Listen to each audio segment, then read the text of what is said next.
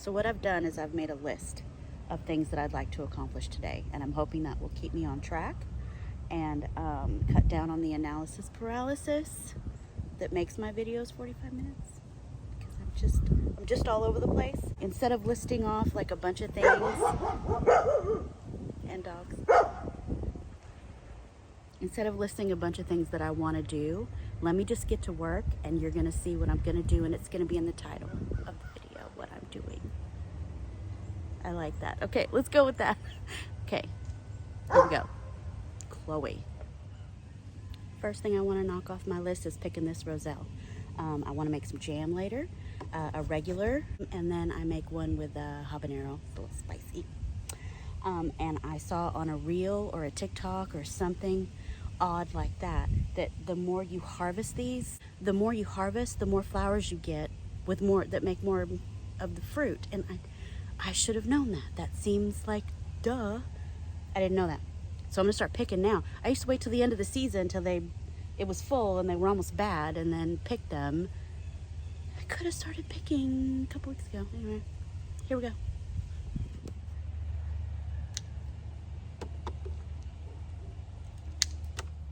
Okay, so these buds are super sticky.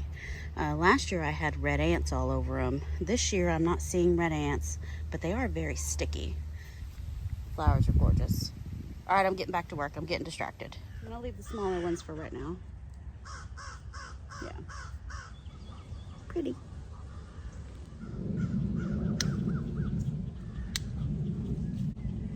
Some Chinese noodle beans hiding in there. Okay, I'm almost done with this plant. Got quite a bit of Roselle here, not bad. And then I'll move on to the next one. And I don't know if you know this, but Roselle branches are very prone to breaking. If the fruit gets too heavy and the branch leans over too far, the branch will break. This second tree here is a lot smaller because it was shaded out by some Thai soldier long beans that I had growing up this pole.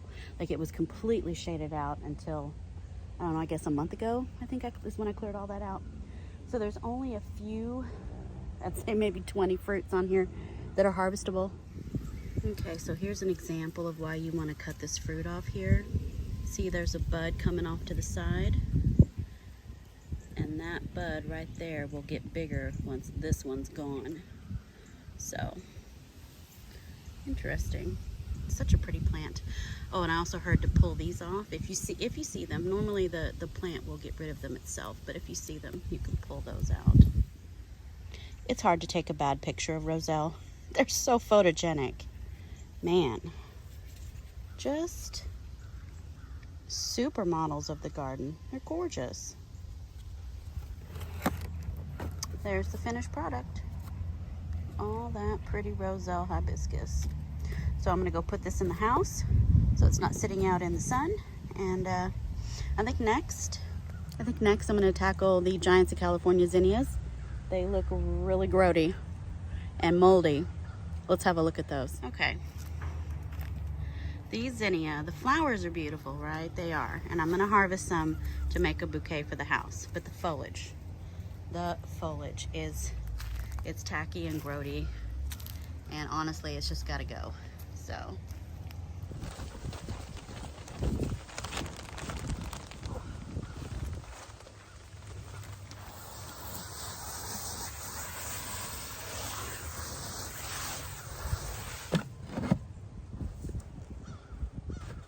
So we've discussed how peat moss is hydrophobic, extremely hydrophobic, especially with cold water. And I am not walking, I don't know, 200 feet to the house to get some boiling water.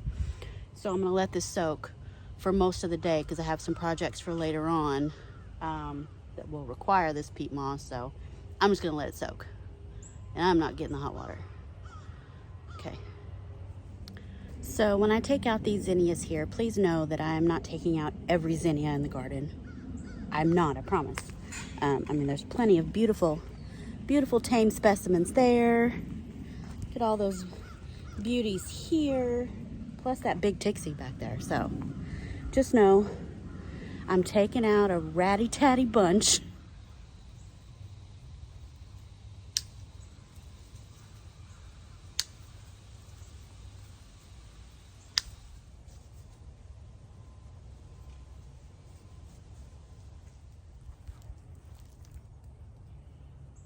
I mean, that's pretty. I'm sorry.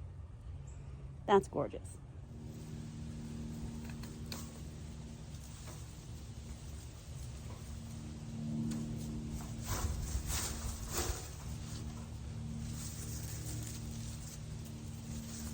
There's a lot more sunlight behind me now.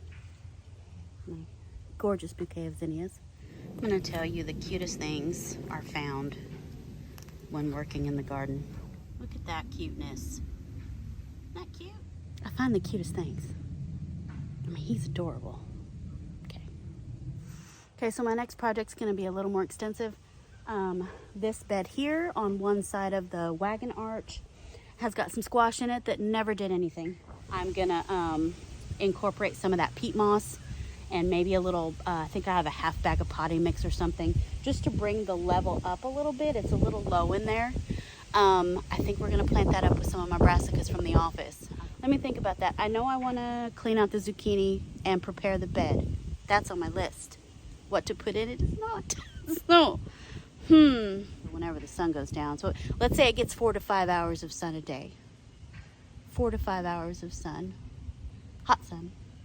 Even in the fall, we're still pretty hot. Well, while I think about it, I'll turn the camera off. Okay, be back in a minute. So I'd like to take a moment here to acknowledge the passing of a dear garden friend, Brenda. She never got her spa day, and I think she died out of spite. I think she hates me. Anyway, Brenda is no longer with us. She will go to the compost and live on to feed other plants. Also, coincidentally, not Brenda died as well. I don't know if it was a pact between the two. I have no idea. They're both gone. But I have one of Brenda's babies in my office that shall be planted out forthwith. Today, maybe. So, Brenda's line will live on, but Brenda is gone, so anyway, bye. 'Tis a sad day. Okay, back to work.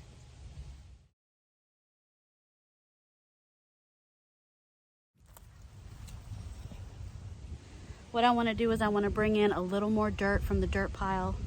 And we're just going to get this bed done. We're just going to get it done. We're going to do it. I've been out here all day.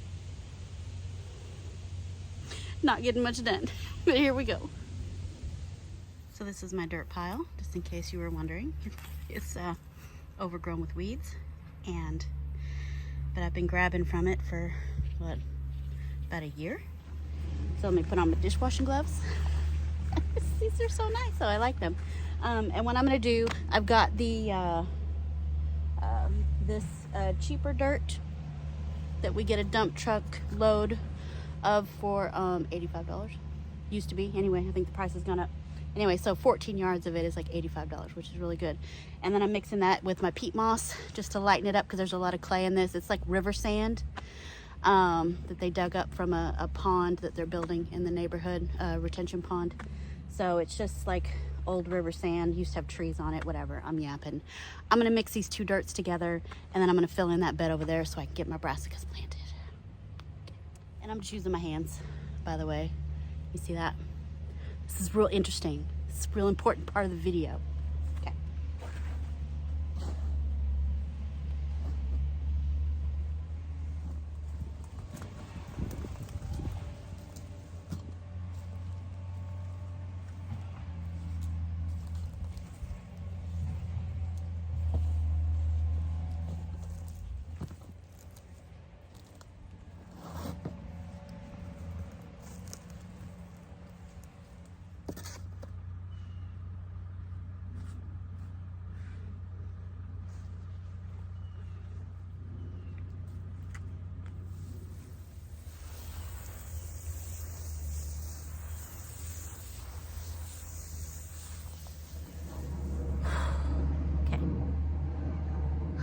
I'm losing steam. It's very warm. I have filled this bed. It's right in front of me, what you just saw me doing. Filled it with the new dirt with peat moss added. And I've soaked it really good. Like, I drenched that bed because the dirt underneath is more of that fill dirt from that pile. There's a lot of clay in it, and it was basically hard as a rock. If it's not wet, it's hard as a rock. So I think that peat moss will definitely help it not get so hard, because I mean the clay does hold moisture. When it's wet, it'll hold it, but when it dries out, it's dry. So hoping the peat moss will help. I've got the brassicas behind me and down below right there. But I don't think I'm gonna plant them till in the morning. I think first thing in the morning I will come out and plant. I really want that dirt to soak in really good, is what I want. And I'm gonna sit here and I'm gonna yap, and I'm just gonna think things out, and then I will edit it and you won't see any of that. So I've had all year to make a plan on where to put things. I've had all year. I've had all last week when I was on vacation. Even all day yesterday after work. I mean, there was time to decide where I want to put what, and I just cannot make a decision. And I think that's because I'm afraid it's going to be wrong, right? So I don't do anything. I'm afraid I'm going to be wrong. And I know I don't need any advice. I'm fine. Oh, but I do need to make a decision. Anyway, so until then, I wanted to show you the little native plant. I did pull out a few more because really there's just too many. I left a few in there, but I had too many. But as you can see, it has these tubular flowers, which is why I would think it was like a nicotiana or something, right? It's cute, but it is not. So it is, man, I hope it is a Mexican primrose, because that's what I've been calling it all through the video. And if it's not, anyway, I'm gonna put it on the screen. I meant to check my plant finder app before recording, and I did not. But anyway, I will put the information on the screen. It's super cute, and I'm guessing it's a native because it has the Mexican in it, and we are in Southeast Texas, which is very close to Mexico. I'm assuming it's native. So, leaving that just for its native, I don't know what the word is, novelty. It's native novelty. Okay, all right. And there is a monarch. That monarch has been here all day, all over the tick seed. I want him to get on that milkweed and, you know, lay an egg or something. That'd be cool. That'd be cool. That's fine. I mean, don't do it just for me. You know, do it for you. Okay. I'm out of things to say. If you see me again in the same shirt, well, it could be tomorrow. I could wear the same shirt tomorrow. That happens all the time. Anyway, if anything else interesting happens before I go inside for the day, then I will show you. Other than that, I will see you. Oh, there's a hummingbird. Oh, will he get caught in this netting? What is the hummingbird going to? The hummingbbird's so, like, down. Hold on. He's just sitting on my railing. Oh, he saw me. Dang it. He was gonna go to the red zinnias by my strawberry gomphrena. Can you see them? There was a hummingbird. Should we just sit here for a minute and see if he comes back? I mean, I've got time. Bye.